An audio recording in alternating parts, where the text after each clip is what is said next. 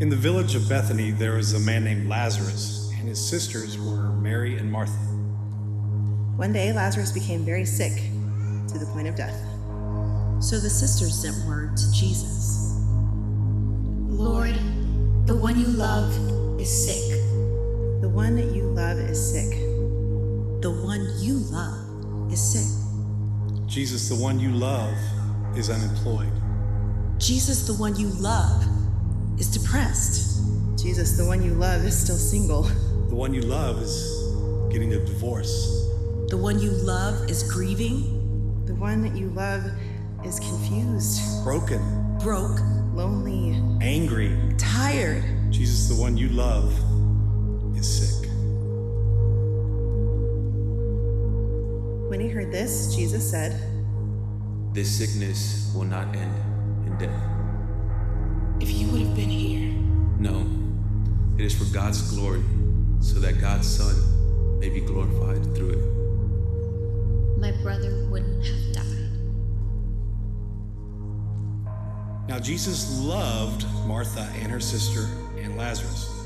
So when he heard that Lazarus was very sick, he stayed where he was 2 more days.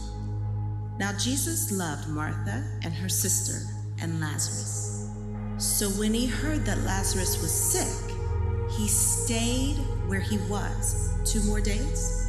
Now Jesus loved Martha and her sister and Lazarus. So when he heard that Lazarus was sick, he stayed where he was 2 more days.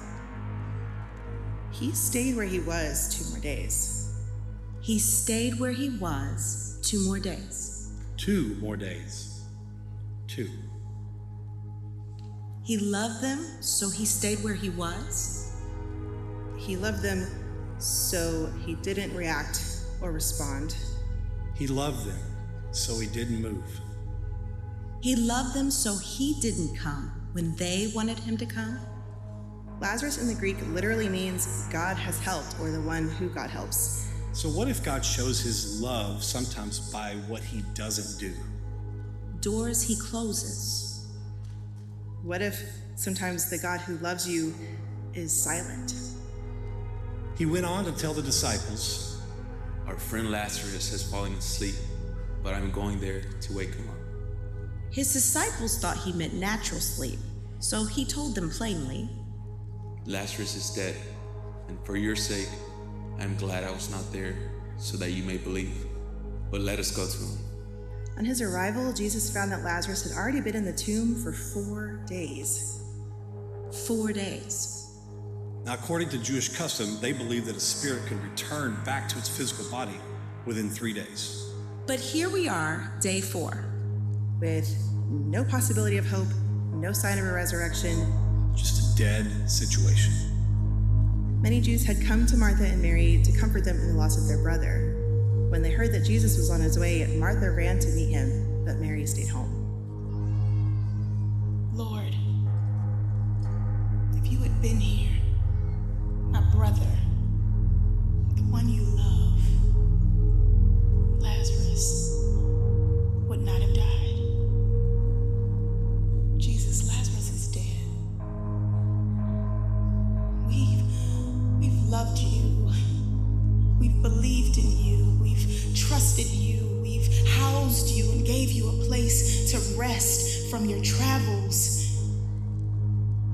We've seen you open blinded eyes. We've seen you open deaf ears. You've helped lame men walk and dumb men talk. We know you've performed miracles and signs and wonders for people who don't even know you as well as we know you. 4 days. 4 days. We waited and believed and trusted because we've seen you move. You didn't even have to come. You, Jesus, the Word, could have spoken a word, any word, and my brother, Lazarus, the one you love, would have been made whole. Where were you? We were expecting you. If you would have been here, this wouldn't have happened. It didn't have to happen. If you would have been here, I wouldn't have been abused. If you had been here, I wouldn't be so broken. If you would have been here, I wouldn't have gotten sick. They wouldn't have gotten sick. If you would have been here, my son wouldn't have gone to prison. If my dad was in my life, I wouldn't have to search for love. If you would have been here, I wouldn't have had this addiction. If you were real, why do bad things happen? Where were you? Where are you? But I know that even now, God will give you whatever you ask. Your brother will rise again. I know he will rise again in the resurrection in the last day. I am the resurrection and the life. The one who believes in me will live, even though they die. And whoever lives by believing in me will never die. Do you believe this? Yes, Lord. I believe that you are the Son of God, the Messiah, who is to come into the world. Mary, the teacher is here and is asking for you. Lord, if you would have been here, my brother would not have died. Where have you laid him? Where did you put him? Show me. Show me where you put the dreams I gave you. Take me there. Take me to the place where you buried your childlike wonder and awe and innocence. Show me where you hid your light. I want to see the place where your laughter died, where your hope died, your faith died. Show me where the treasure, the beauty, the gifts I put inside you were covered. Covered with the dirt of time and comparison and fear and excuses and procrastination. Show me. Take me to the place where you buried the you that I created. Come and see, Lord. Jesus wept. He cried. Jesus, the one with full power and authority, leans into his humanity and chooses empathy and compassion. He weeps with us. He shares in our pain and disappointment. We have a God who sits high but walks beside us in our lowest moments. Jesus, once more deeply moved, came to the tomb. It was a cave with a stone laid across the entrance. Nothing could go in, nothing could go out. Take away the stone. But Lord, by this time, there's a bad odor, for he has been there 4 days. The wounds are too deep. Too much time has passed. Those are my deepest, darkest secrets. No one knows that side of me. It's dirty and shameful and embarrassing. Lord, please. Did I not tell you that if you believe, you will see the glory of God? If you believe, you will see. Father, I thank you that you have heard me. I knew that you always hear me, but I said this for the benefit of the people standing here, that they may believe that you sent me. Lazarus, come out. The dead man came out, his hands and feet wrapped with strips of linen, his face with cloth. Jesus said to them, "Take off the grave clothes and let him go." Do you know who I am? The one who believes in me will live even though they die.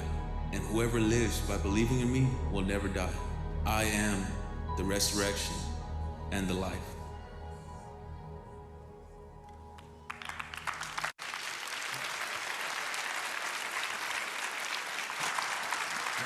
You've probably never heard a more dramatic or really powerful rendering or reading of John chapter 11. Jesus reveals himself to his friends as the resurrection and the life. And I just ask myself the question, why is this story even in the Bible? And it's in the Bible because it actually happened. And what a great story it is, right? A dead guy, 4 days in the tomb, comes. I mean, I guess it doesn't matter how any dead guy coming out of the tomb, that's a pretty big deal, but he's there 4 days. And it's a really cool story. The second reason this is in the Bible is because it shows us something about Jesus that I think we all could really use in 2021. And it's just the idea that he is the resurrection and the life.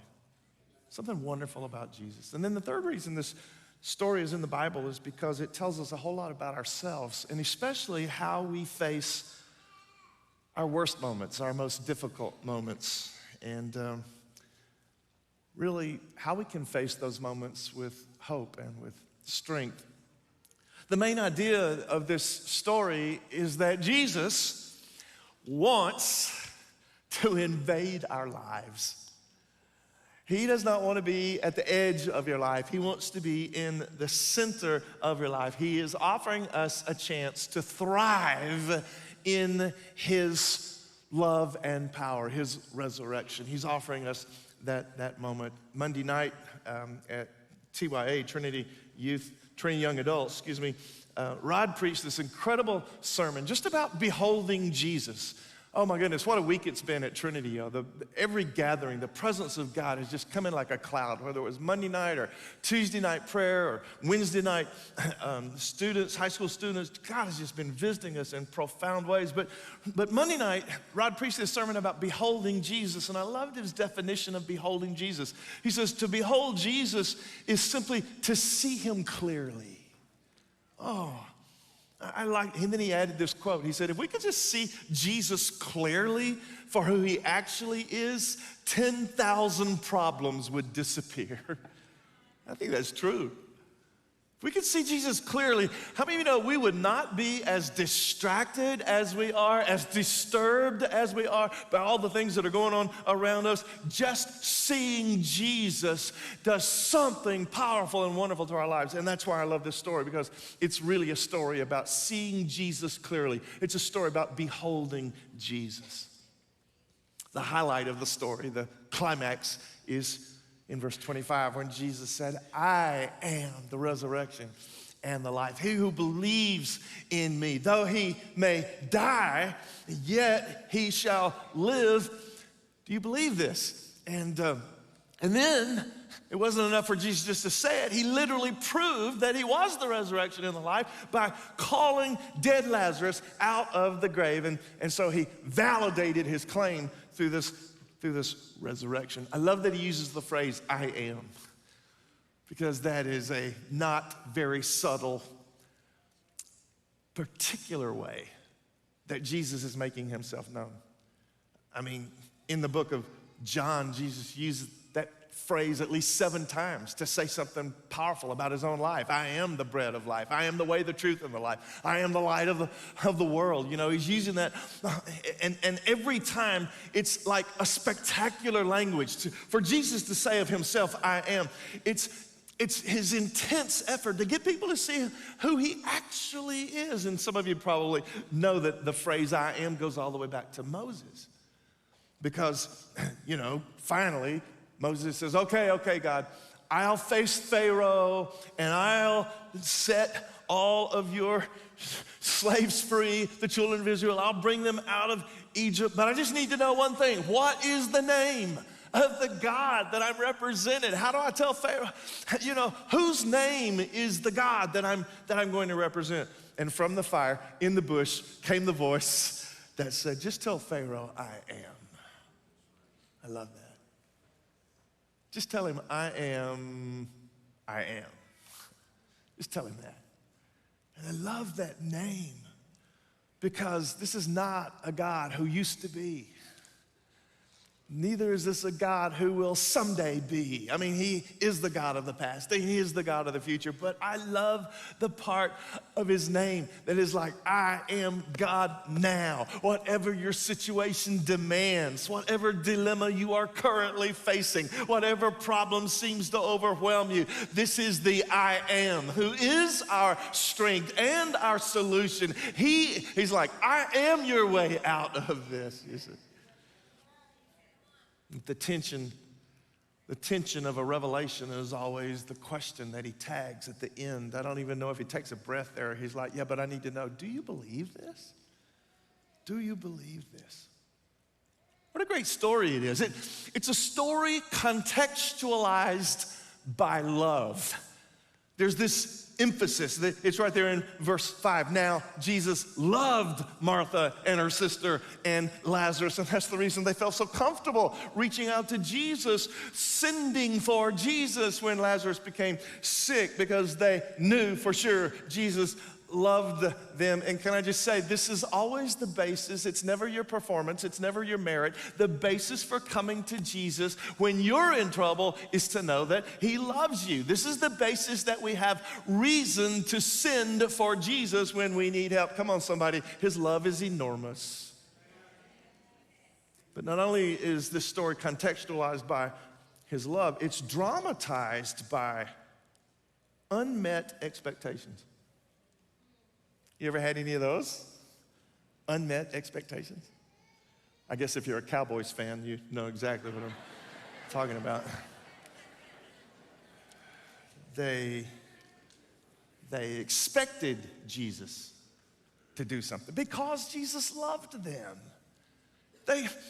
They expected Jesus to come when he heard that Lazarus was sick, to do for them what he had done for so many others, because by now Jesus is famous for helping people. He's famous for healing people. And listen, even people he didn't know, he never turned them away. He never turned anyone away, and no sickness seemed too hard. Didn't matter if it was demons or storms or paralyzed people or blind people. It did not matter. Jesus could heal them. So they legitimately expected the Jesus who loved them to come to them when they had some trouble. But I'll just go ahead and I want to say a sentence here, because this is kind of what we're trying to unfold today. The problem is, if God only lives inside our expectations, we will never see him clearly as the I am, because this I am exceeds expectations. And then the story is not only contextualized by love and dramatized by unmet expectations. I love this story because it accomplishes a greater glory. Greater glory. Now, glory is the Bible's word. It's a very technical word that the Bible uses to describe when God's attributes become visible to humans. When we see something about God and go, oh, that's God, we're talking about his glory. So, for instance, when Jesus turned the water into wine, it was so his glory could be seen. Or when the virgin gave birth to this child, and we're going to call his name Jesus, the angels were saying, glory to God, because they perceived that now the earth was going to see in a fresh way, a new way, the attributes of God on display through the life of Jesus. And so, this whole story, Jesus says, is so that we can come to a new level of the glory of God. And you see, that might be the problem. That might be the reason the story is in the Bible, because these guys, though they were faithful fans, though they were full followers of Jesus, they had settled into a level of glory that was not enough of his glory for the dilemma they were in. They'd settled into a level of glory when there was so much more glory to be seen. And is that our problem today? Could that be our problem? Because, they had the right doctrine about Jesus, but they had a dead thing. They had a dead situation, and that dead situation either became an opportunity for great disappointment in Jesus' art became an opportunity to believe and discover Jesus at a level that no one had ever believed or discovered Jesus before. Come on, y'all. Nobody had ever called forward a dead man after being in the grave for 4 days. And can I just say that on this Easter, if there's anything I feel in my spirit, it is that over the church there is hovering an invitation to see a greater glory of the one that we've been worshiping, to see the Christ in a new dimension of his beauty and his splendor. Our nation needs a fresh visitation of the attributes of God. We need some eyes to see Jesus in ways that we've never seen Jesus before. So I want to focus on Martha for just a few moments, and then we're going to worship the Lord again. But I so relate to Martha. I like Mary too, but Martha, I don't know.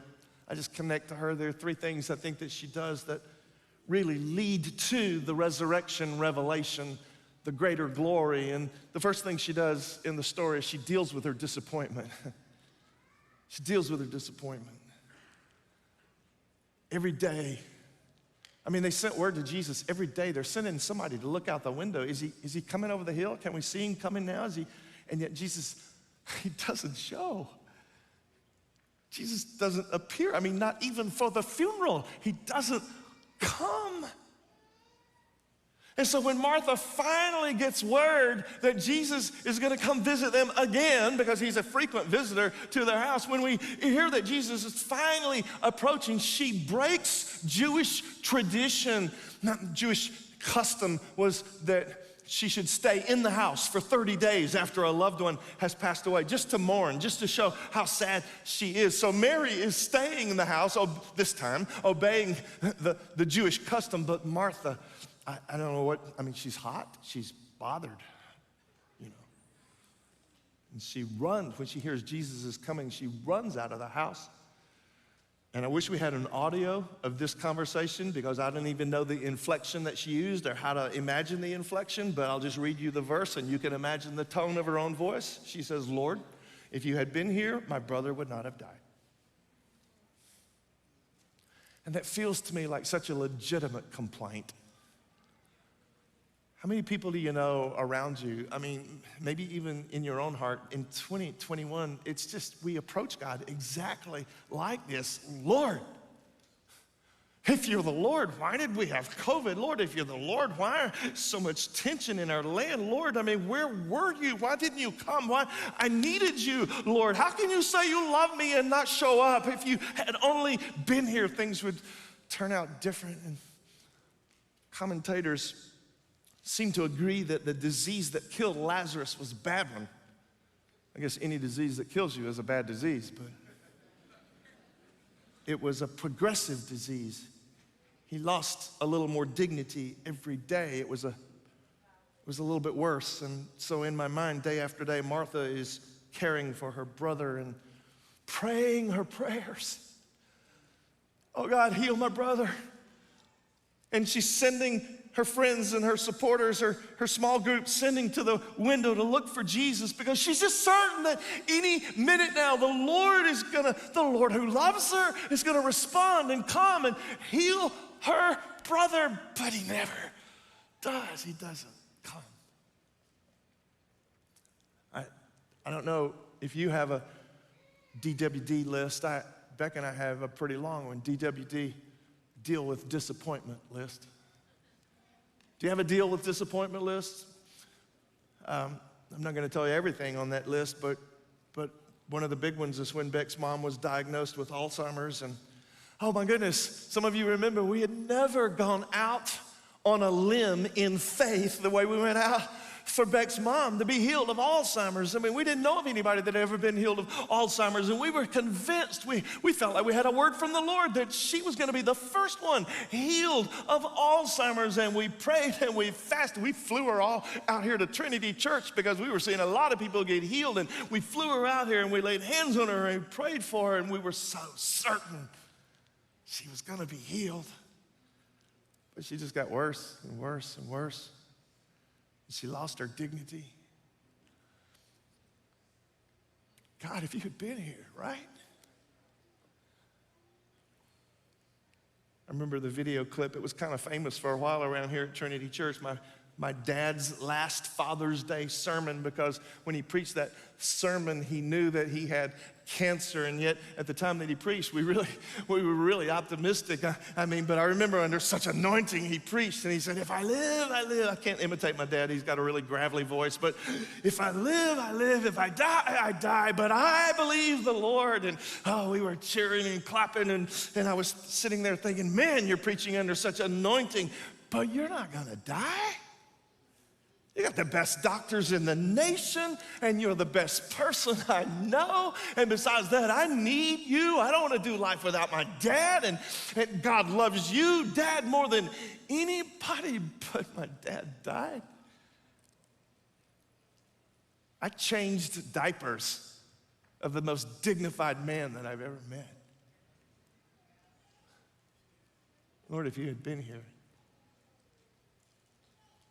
Even now there are situations in our lives that I feel like, probably yours too, I'm sure yours too, where it seems like every day we're going to the window and we're looking out and we're like, Jesus, is today the day that you're gonna meet our need? Is today the day that we get to see a greater glory? Is today the day that we're gonna get the solution that our heart needs, that our family needs? You love us, don't you?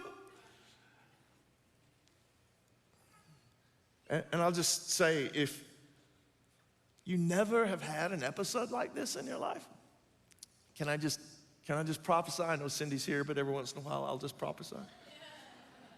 If you've never had an episode in your life like this, you're very young or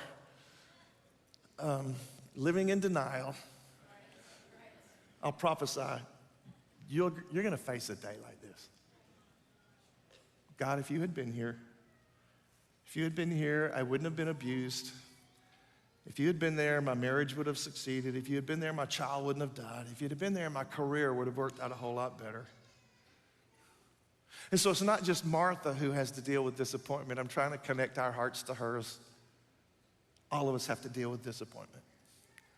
But here's the second thing that Martha does, and I really connect to her, I really do. Martha defaults to religious platitudes. She this next sentence is gold. She's like, oh Lord, but even now I know that whatever you ask of God, God will give to you. And it's like, I love imagining exactly what she's saying. Is like, oh Jesus, my past is so painful. I'm so confused, it's so tangled up, I don't understand. But you're here now, so I'm open to anything.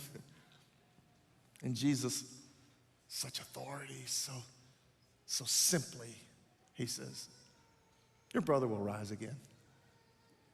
Your brother will rise again. Monday night when I'm gonna call it a surprising presence of God, just came, and 200 young adults were just I always get this word mixed up, prostrate. I wanna make sure I'm using the right one because it makes a huge difference.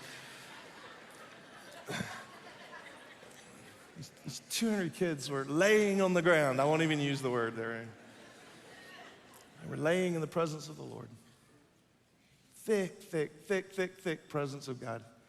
And after a while, it seemed like maybe we should do something because they'd just been there forever. And Laura leaned over to me because I was on the front row with her, and she says, Pops, I don't know why she calls me that, Pops. She says, Pops, what should we do? What do we do? How do we steward this? And I said, don't ask me. I've never been in a moment like this before in my life.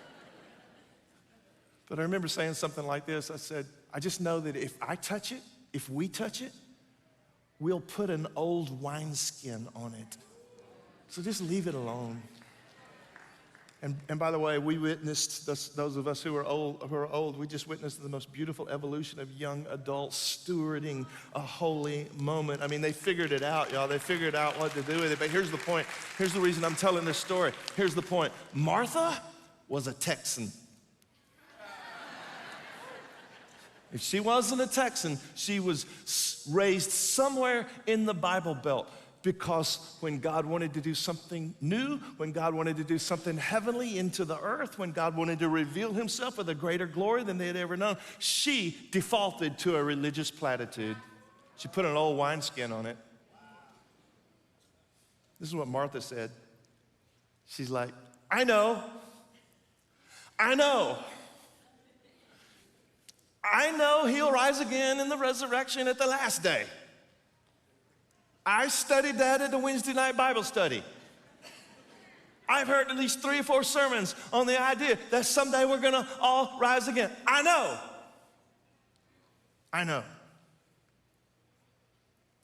And here's the problem with religion. It can be true without bringing us life. It can be the right answer, but not the pathway or the bridge to a new level of glory. Did you read this week? You heard it was in the news that for the first time in American history, more people are not affiliated with a church than are. More people in America are not affiliated. I think it's 47% who say they're connected to some sort of a church or synagogue or something like that. And it bothers me. I don't know why. I mean, we can look at the world and know that it's not a really Christian world anymore. But why are people avoiding church these days? You know, and one of my theories is it's because we default to information about God instead of presenting with clarity the glory of the beauty of who he actually is. Come on, church. He is. I am the resurrection and the life. And if we could just behold him, we wouldn't be backsliding, because what's in front of us would be so much more to be desired than what's behind us. If we could just see him clearly, we would not love the things that the world is offering us, because they fade by comparison in the beauty of his splendor. If we could just see him, we wouldn't have to depend on these fickle politicians, because we would know that he's the King of the kings and he's the Lord of the lords. If we could just see him, we would not stay angry or offended at someone else, because we would see the grace and the mercy that has come to us. If we could just see him, we wouldn't have a crown of self-pity dominating our lives, because we would see the one who conquered death, hell, and the grave.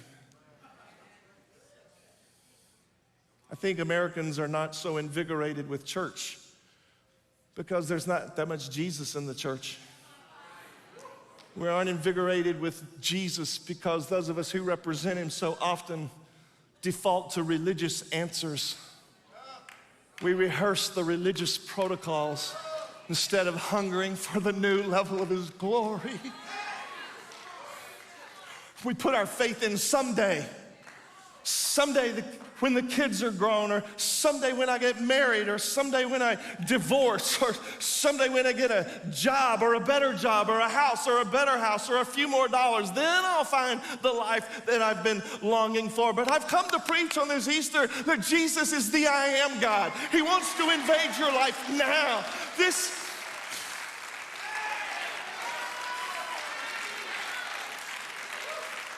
is what revival is about. It's about ancient truths coming alive again. It's about impossible situations being dealt with a whole lot more than religious platitudes. Jesus wants to display a greater glory. And the question is, are we willing to see a new level of Jesus? I really think this is the most important question that's ever faced our church, and it's facing our church right now. Will we go for a greater glory? And then the third thing I really love about Martha in this story is that she just stays in the story. She stays in the story. Verse 39, Jesus said, take me there. Take away the stone, Martha. And Martha is like, Lord, Jesus, by this time there's a bad odor here. There's a stench. It's been dead 4 days. And just a few minutes before that, they had a conversation. And Jesus said, do you believe that I'm the resurrection and the life? And do you believe that whatever I ask of my Father is going to be given to me? And Martha's like, yes, I believe. But now her practical side takes over. And her practical side says, Jesus, don't make it worse than it already is. Jesus, there's a big stench here. And I know you can do anything. I know you can do anything someday. I know you can do anything. I know that you're the God of impossible, but this is too late. It's too hard. It's too much. But Jesus doesn't get miffed at her because of her inconsistent faith. This is the part I really like.